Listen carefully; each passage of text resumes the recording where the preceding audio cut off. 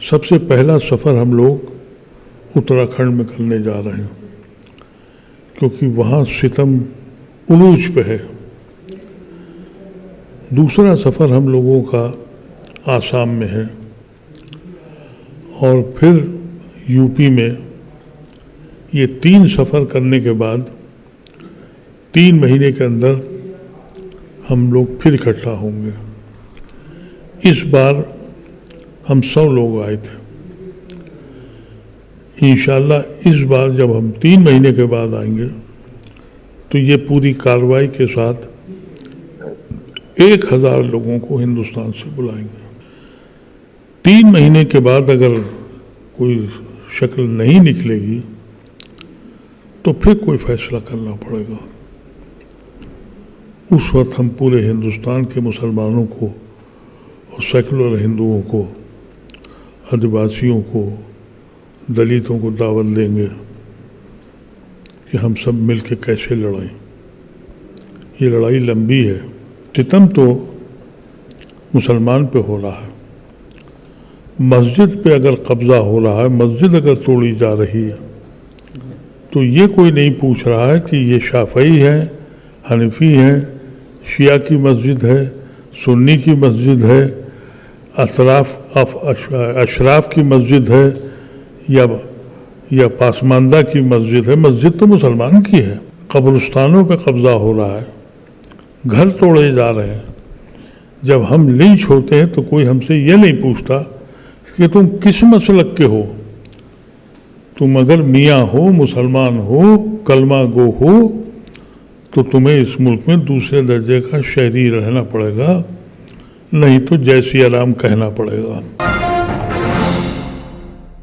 IMCR के banner तले तमाम मुस्लिम ऑर्गेनाइजेशन और बड़े बड़े जो मुस्लिम लीडर्स हैं, सियासतदान हैं या उलमा इकराम हैं, उनकी एक बैठक पिछले दिनों कॉन्स्टिट्यूशन क्लब ऑफ इंडिया में की गई थी, जिसके अध्यक्ष IMCR के मोहम्मद अदीब साहब जो पूर्व मेंबर ऑफ पार्लियामेंट हैं, वो हमारे साथ मौजूद हैं। हम उनसे जानना चाहेंगे कि उस पर आगे क्या प्रोग्रेस हुआ है, क्योंकि इस मीटिंग को लेकर पूरे देश के मुसलमानों की निगाहें टिकी हुई थी। उसके बाद कुछ 8 के करीब सिफारिशात इनके ज़रिए लागू कहा गया था कि इनको हम आगे इस पर चर्चा करेंगे और आगे की रणनीति तैयार की जाएगी। क्या कहना चाहेंगे अदीब साहब? देखिए, 24 तारीख को हम लोगों ने ये कोशिश करी थी कि हमारी मुसलमानों की जो मुख्तलिफ ग्रुप में, मुख्तलिफ मसलकों में उलझे हुए हैं, लेकिन सितम तो मुसलमान पे हो रहा है। मस्जिद पे अगर कब्ज़ा हो रहा है, मस्जिद अगर तोड़ी जा रही है तो ये कोई नहीं पूछ रहा है कि ये शाफई है, हनफी है, शिया की मस्जिद है, सुन्नी की मस्जिद है, अशराफ की मस्जिद है या पासमानदा की मस्जिद है। मस्जिद तो मुसलमान की है। कब्रिस्तानों पे कब्जा हो रहा है, घर तोड़े जा रहे हैं। जब हम लिंच होते हैं तो कोई हमसे ये नहीं पूछता कि तुम किस मसलक के हो। तुम अगर मियाँ हो, मुसलमान हो, कलमा गो हो तो तुम्हें इस मुल्क में दूसरे दर्जे का शहरी रहना पड़ेगा, नहीं तो जय सिया राम कहना पड़ेगा। इस मसले पर हम लोगों ने कोशिश करी कि जितने भी मकतब फ़िक्र के लोग हैं, जो दानिश्वर हजरात हैं, जो घर पे बैठ के अफसोस कर रहे हैं, बाहर निकलने की हिम्मत नहीं है, उसके लिए हम लोगों ने 100 लोगों को बुलाया था पूरे हिंदुस्तान से। अल्हम्दुलिल्लाह केरल से लेके कश्मीर तक पीपल ऑफ सब्सटेंस आए। या तो दानिश्वर थे, या तो एक्टिविस्ट थे, या उलमा कराम किसी जमात से नुमाइंदा करते थे। हम लोगों ने 5-6 रेजोल्यूशन पास किए। उसमें यूनिफॉर्म सिविल कोड से लेकर जो सबसे बड़ा मसला हम लोगों के जहन में है और मेरे जहन में है, मैं आपके चैनल पर भी कई बार कह चुका हूँ कि RSS और BJP का तो मकसद ये है कि हमें हमारी औकात दिखाते रहें, हम पे सितम ढाते रहें और उसका उनको एडवांटेज भी है कि इसीलिए हाकिम वक्त भी बनते रहते हैं। लेकिन हमें शिकायत या अफसोस अपनी सो कॉल्ड सेकुलर पार्टियों से, वो क्यों दूर से देख रही हैं। हम इस मुल्क के शहरी हैं, हम पे सितम हो रहा है। तुम कह रहे हो हम कॉन्स्टिट्यूशन बचाने के लिए लड़ रहे हैं, तो क्या हम हिंदुस्तान का हिस्सा नहीं है? हमारी जायदादों पे बुलडोजर चल रहे हैं, सुप्रीम कोर्ट कहती है इलीगल है, फिर भी हो रहा है, तो तुम सड़क पे क्यों नहीं आ रहे हो हमारे लिए? ये एक मसला था जिस पे हम लोगों ने एक रेजोल्यूशन ये पास किया और ये फैसला किया कि चीफ जस्टिस और प्रेसिडेंट ऑफ इंडिया को रेजोल्यूशन जाएंगे और पॉलिटिकल पार्टीज के हेड को जाएंगे। प्रेसिडेंट ऑफ इंडिया को हम लोगों ने 110 लोगों की साइन के साथ उनको भेजा है कि आप फर्स्ट शहरी हैं, पहली शहरी हैं इस मुल्क की और मुहाफिज हैं इस कॉन्स्टिट्यूशन को बचाने की, आपकी जिम्मेदारी बनती है।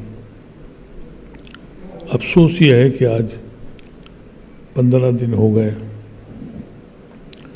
कोई जवाब नहीं है।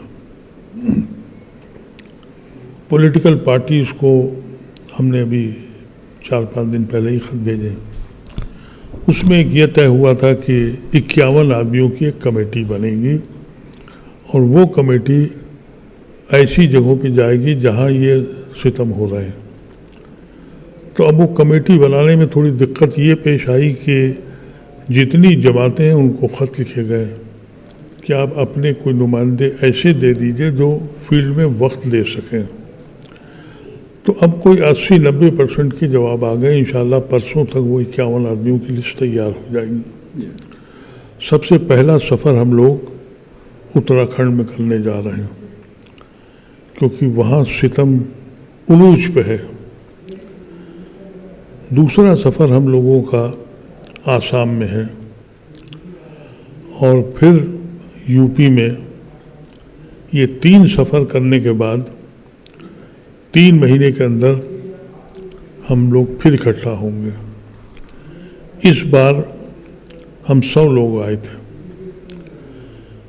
इंशाल्लाह इस बार जब हम 3 महीने के बाद आएंगे तो ये पूरी कार्रवाई के साथ 1000 लोगों को हिंदुस्तान से बुलाएंगे कि और ब्रॉडर डिस्कशन हो।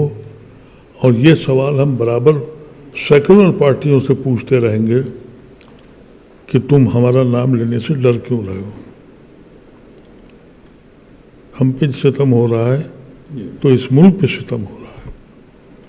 तुम्हें खुल के सामने आना चाहिए। क्या तुम समझते हो कि सारे हिंदू कम्युनल लोग हैं? तुम कुछ हिंदू लोगों से, वो कम्युनल जो हैं उनसे डर गए।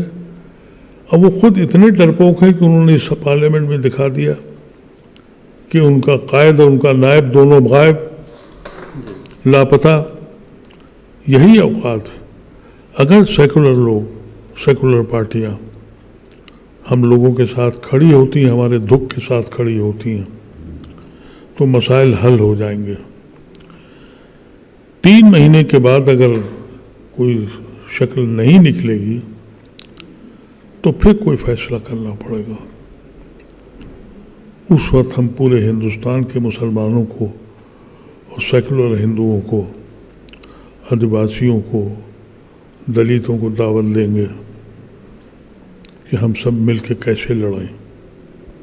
ये लड़ाई लंबी है, लेकिन अल्लाह का बड़ा शुक्र है कि आज़ादी के बाद पहली बार देवबंद से लेके बरेली और बरेली से लेके अजमेर और अजमेर से लेके हर तबके फ़िक्र के, और जो हज़रात को हम बुलाना भूल गए थे उनकी शिकायतें भी आईं और उनकी हौसला अफजाई भी हुई कि हमको आपने नहीं बुलाया फिर भी हम शरीक हैं।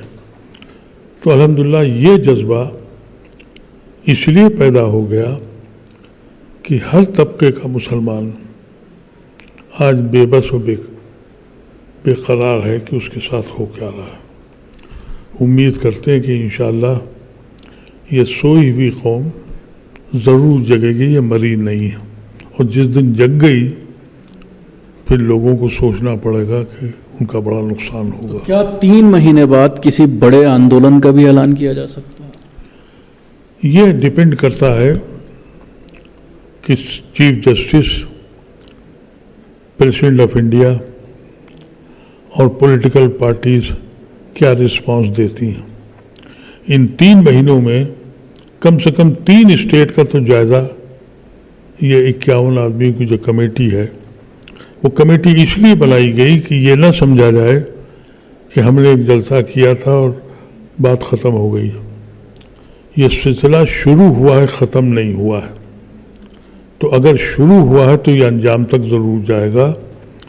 अगर खुदा न करे वो वक्त भी आया कि अभी भी बेहिसी रही पॉलिटिकल पार्टीज़ की और वो दूर से हमको कहते रहे कि हमें वोट दे दो, तो ये नहीं होगा।